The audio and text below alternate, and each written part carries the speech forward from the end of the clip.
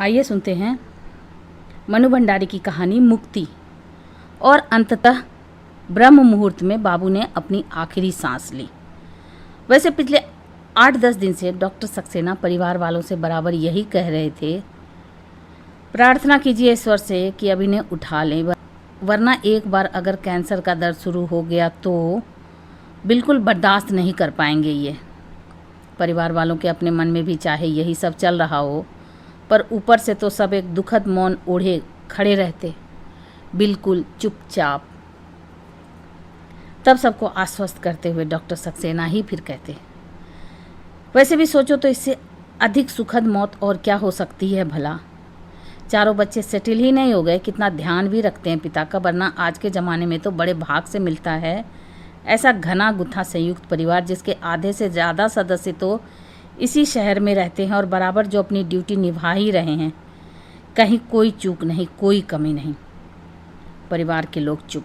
मेरा मन जरूर हुआ कि उन्हीं की बात आगे बढ़ाते हुए और इतना जोड़ दूं कि कितनों को मिलते हैं आप जैसे डॉक्टर जो इलाज करते करते परिवार के सदस्य ही बन गए, बाबू के तीसरे बेटे। पर कहा नहीं गया। मैं भी परिवार वालों के साथ चुप ही खड़ी रही।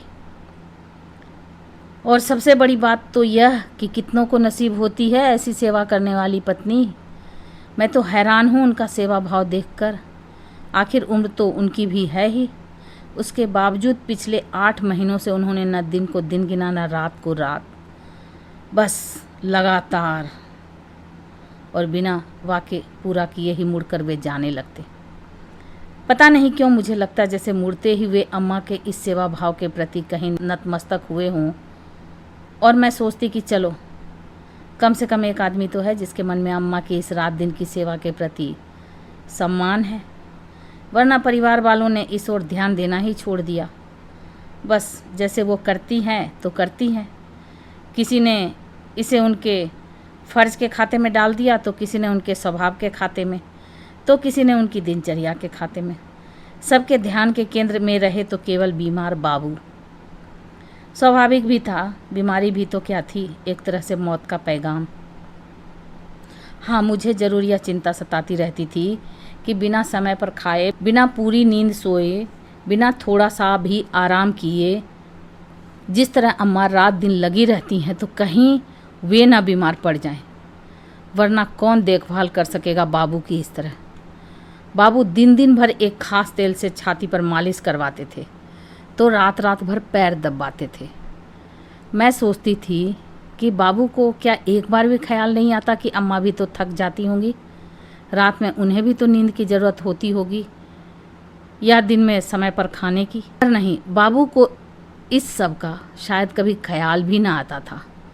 उनके लिए तो अपनी बीमारी और अपनी तीमारदारी ही सबसे महत्वपूर्ण थी और इस हालत में अम्मा से सेवा करवाना वे अपना अधिकार समझते थे, तो इसी तरह सेवा करना अम्मा का फ़र्ज। कई बार अम्मा को थोड़ी सी राहत देने के इरादे से मैं ही कहती थी, बाबू लाइए मैं कर देती हूँ मालिश। 4 बज रहे हैं, अम्मा खाना खाने चली जाएं तो बाबू मेरा हाथ झटक कर कहते, रहने दे, नहीं करवानी मुझे मालिश। और इस उत्तर के साथ ही उनके ललाट पर पड़ी सलवटों को देखकर न फिर अम्मा के हाथ रुकते न पैर उठते। उसके बाद तो मैंने भी यह कहना छोड़ ही दिया। 3 दिन पहले बाबू को जब नर्सिंग होम में शिफ्ट किया तो ज़रूर मैंने थोड़ी राहत की सांस ली। सोचा अब तो उनकी देखभाल का थोड़ा बोझ नर्स भी उठाया करेंगी, अम्मा को थोड़ी राहत तो मिलेगी। पर नहीं, नर्स से तो बाबू केवल दवाई खाते या बीपी चेक करवाते, बाकी की सारी सेवा चाकरी तो अम्मा के ही जिम्मे रही। अम्मा रात दिन बाबू के साथ नर्सिंग होम में ही रहती और मालिश और पैर दबाने का काम भी पहले की तरह ही चलता रहता। हाँ, डॉक्टर सक्सेना की विशेष सिफारिश पर रात में कभी कोई ज़रूरत पड़ जाए तो अम्मा के साथ रहने के लिए परिवार का कोई न कोई सदस्य आता रहता। कल रात 9 बजे के करीब हम लोग खाना खाकर उठे ही थे कि फ़ोन की घंटी बजी। मैंने फ़ोन उठाया तो उधर बड़े चाचा थे। छोटी भैया की पहले आवाज़ गई और फिर थोड़ी देर बाद वे बेहोश हो गए।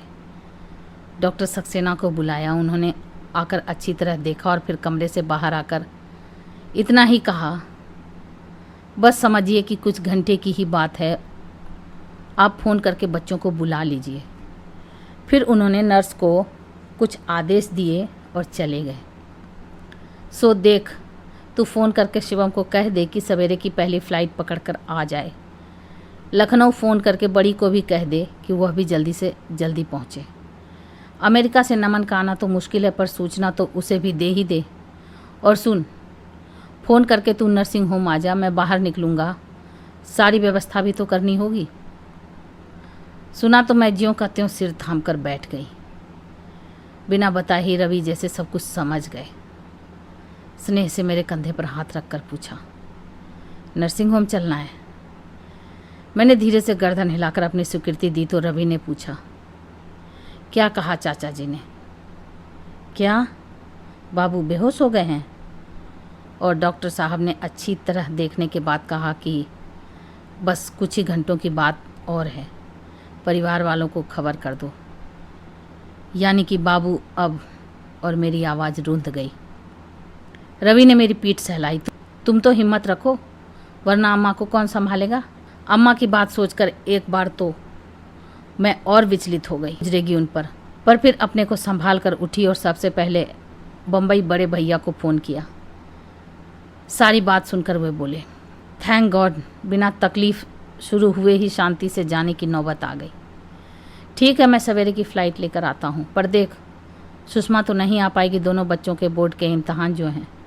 मैं अकेला ही पहुँचता हूँ, वैसे भी सब लोग करेंगे भी क्या। दीदी को फ़ोन किया तो उन्होंने भी इतना ही कहा कि जल्दी से जल्दी आने की कोशिश करती हूँ। इससे आगे पीछे न कुछ कहा न पूछा।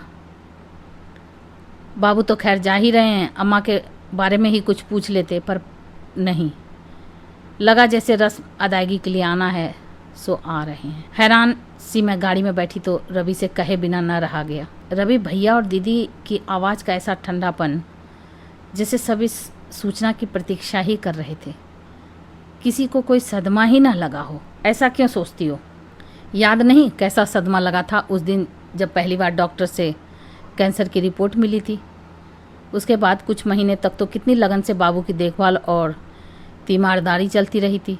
शुरू के 4 महीनों में 2 बार तो बम्बई से बड़े भैया आए, एक बार अमेरिका से छोटे भैया भी आए। उन्होंने तो बीमारी का सारा खर्च उठाने का जिम्मा भी लिया, वरना आज बाबू क्या नर्सिंग होम का खर्चा उठा पाते। फिर यहाँ रहने वाले परिवार के दूसरे लोग भी तो रोज़ हाजिरी बजाते ही रहे थे। हाँ, समय के साथ साथ ज़रूर सब कुछ थोड़ा कम होता चला गया, जो बहुत स्वाभाविक भी था। मैंने सोचा ठीक ही तो कह रहे हैं रवि, दूसरों की क्या कहूँ, मैं खुद अब कहाँ पहले की तरह 4-4, 5-5 घंटे आकर बाबू के पास बैठती रही हूँ। इधर तो 2-2 दिन छोड़कर भी आने लगी थी। शायद यही जीवन की नंगी सच्चाई है कि जैसे जैसे बीमारी लंबी खिंचती चलती है, फ़र्ज के तौर पर ऊपर से भले ही सब कुछ जैसे तैसे घिसटता रहे, पर मन की किसी अनाम परत पर उस अघट के घटने की प्रतीक्षा भी चलती रहती। शायद इसलिए मौत की इस सूचना ने सदमा नहीं, राहत ही पहुंचाई सबको। फिर भी कम से कम मेरे मन में चलने वाली हर बात, हर सोच को अच्छी तरह समझने वाले रवि का एक हाथ मेरी पीठ पर सहलाने लगा। Relax Shivani, relax. इस समय सब बातों से ध्यान हटाकर तुम केवल अम्मा की बात सोचो। अभी तो तुम्हें ही संभालना है उनको, बाकी सब लोग तो बाबू में लग जाएंगे, पर अम्मा पर जो गुजरेगी। जानती हूँ, लंबी बीमारी ने जहाँ अंतरंग से अंतरंग संबंधों के तार भी रेशे रेशे करके बिखेर दिए, वहाँ एक अम्मा ही तो जुड़ी रही उनसे, उतने ही लगाव, उतनी ही निष्ठा के साथ रात दिन सेवा करती रही उनकी। कितनी अकेली हो जाएंगी वे, कैसे झेलेंगी इस सदमे को। गाड़ी रुकी तो लगा, अरे नर्सिंग होम आ ही गया। समझ ही नहीं पा रही थी कि कैसे सामना करूंगी अम्मा का। जैसे तैसे हिम्मत जुटाकर ऊपर चढ़ी तो हैरान, अम्मा वैसे ही बाबू के पैर दबा रही थी। मुझे देखते ही बोली, अरे छोटी, तू कैसे आई इस वक्त? समझ गई कि चाचा अम्मा को बिना कुछ बताए ही बाहर निकल गए। मैंने भी अपने को भरसक सहज बनाकर ही जवाब दिया, चाचा का फ़ोन आया था, उन्हें किसी ज़रूरी काम से बाहर जाना था, सो उन्होंने मुझे तुम्हारे पास आकर बैठने को कहा, तो आ गई। अम्मा का सामना करना मुश्किल लग रहा था, सो यूँ ही मुड़ गई। सामने टिफ़िन दिखाई दिया तो पूछ बैठी, 12 बजे तुम्हारे लिए जो खाना भिजवाया था खाया या हमेशा की तरह टिफ़िन में ही पड़ा है? कैसी बातें करे है छोटी, कितने दिनों बाद तो आज ऐसी गहरी नींद आई है इन्हें। पैर दबाना छोड़ दूंगी तो जाग नहीं जाएंगे। और जो जाग गए तो तू तो जाने हैं इनका गुस्सा। देखा नहीं कैसे लातें फटकारने लगे हैं ये। सो दबाने दे मुझे तो तू, खाने का क्या है, पेट में पड़ा रहे या टिफ़िन में, एक ही बात है। कैसा तो डर बैठ गया अम्मा के मन में बाबू के गुस्से का कि उन्हें सोता जानकर भी वे पैर दबाना नहीं छोड़ रही। पिछले कई महीनों से यही तो स्थिति हो गई है उनकी कि खाना टिफ़िन में पड़ा रहे या पेट में, उन्हें कोई फ़र्क नहीं पड़ता। और इन सब के लिए उन्होंने ना कभी कोई किसी से शिकायत की, ना गुस्सा करे भी तो किस पर, गुस्सा करना नहीं, बस जैसे गुस्सा झेलना ही नियति बन गई थी उनकी। आश्चर्य तो मुझे इस बात पर हो रहा था कि इतनी अनुभवी अम्मा को क्या ये बिल्कुल पता नहीं चल रहा था कि बाबू गहरी नींद में नहीं बल्कि बेहोशी की हालत में पड़े हुए हैं। क्या 8 महीने की लंबी बीमारी ने भूख नींद के साथ साथ उनकी सारी इंद्रियों को भी सुन्न कर दिया है। एक तरफ तो कुछ घंटों के बाद बाबू के साथ जो होने जा रहा है उसकी तकलीफ़, अम्मा पर होने वाली उसकी प्रतिक्रिया की कल्पना, और दूसरी तरफ सहज बने रहने का नाटक। अजीब स्थिति से गुजर रही थी मैं। सवेरे ठीक 5 बजे बाबू ने आखिरी सांस ली।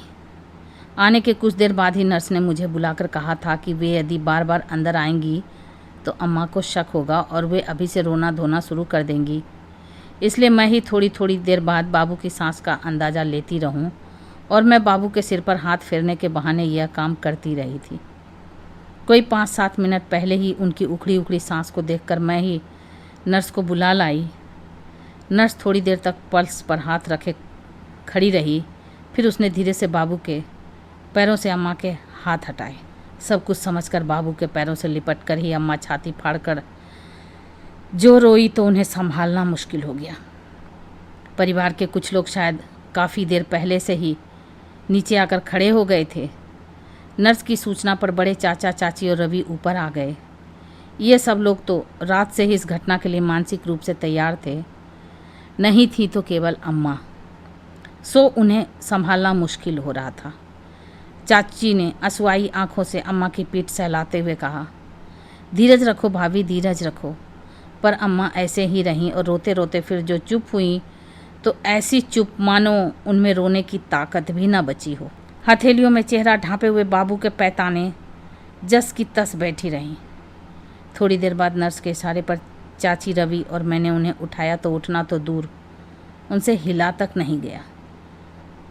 मैं हैरान, अभी कुछ देर पहले ही जो अम्मा पूरे दम खम के साथ बाबू के पैर दबा रही थी, उनसे अब हिला तक नहीं जा रहा था। गए तो बाबू थे, पर लगा जैसे जान अम्मा की निकल गई हो।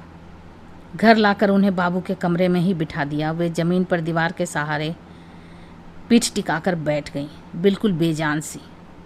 बाकी सब लोग बाहर चले गए, बस मैं उनके साथ बैठी रही, यह तय करके कि अब मैं यहाँ से हिलूंगी तक नहीं। बाहर इस अवसर पर होने वाली गतिविधियाँ अपने ढंग से चलती रहीं। बड़े भैया 10 बजे की फ़्लाइट से आए और एयरपोर्ट से ही सीधे नर्सिंग होम चले गए। दोनों चाचियाँ घर की व्यवस्था करने में लगी रहीं। 11:30 बजे के करीब दोनों चाचा, भैया और रवि बाबू के शव के साथ घर आए, जहाँ परिवार के लोग पहले से ही इकट्ठा हो गए थे। शव को देखकर एक बार ज़रूर सब फूट पड़े।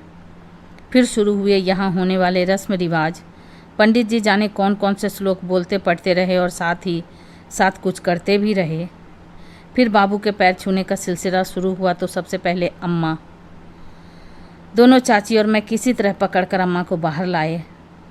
हाथ जोड़कर अम्मा ने बाबू के पैरों में जो सिर टिकाया तो फिर उनसे उठा ही न गया। हम ही लोगों ने किसी तरह उन्हें उठाकर वापस कमरे में ला बिठाया और मैं पैर छूने की रस्म के लिए बाहर निकल गई। लौटी तो देखा अम्मा उसी तरह दीवार में पीठ टिकाए बैठी हैं और उनकी आंखों से आंसू टपक रहे हैं। अम्मा की बगल में बैठकर उनकी पीठ सहलाते हुए मैं सोचने लगी, कैसी विडंबना है।